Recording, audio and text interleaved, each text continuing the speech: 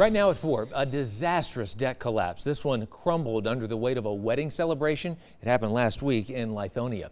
In another case, a little boy was trapped under a broken deck. A neighbor had to pull him out, but the boy did suffer from a fractured leg.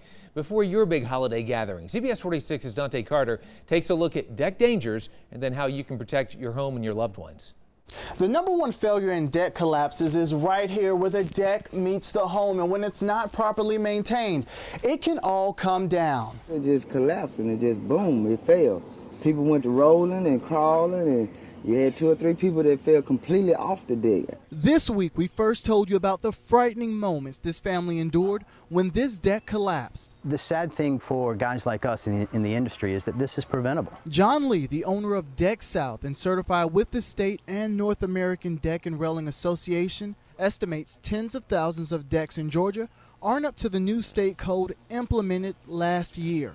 So we don't need to turn a blind eye to the fact that decks need to not only be built properly moving forward, but the existing decks that are out there need to be inspected. He showed me what a deck up to code should look like. That's attaching the post into the beam, which is now required by code.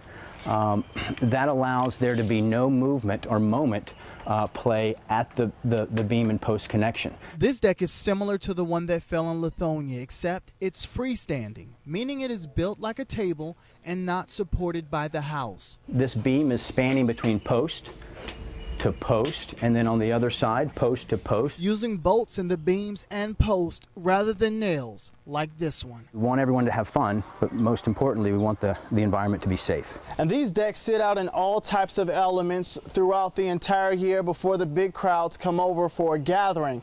But before you invite everybody over, the one thing that Lee says the homeowner should know, I'm putting that story together for you at 5:30. For now in Roswell, Dontaye Carter, CBS 46 News.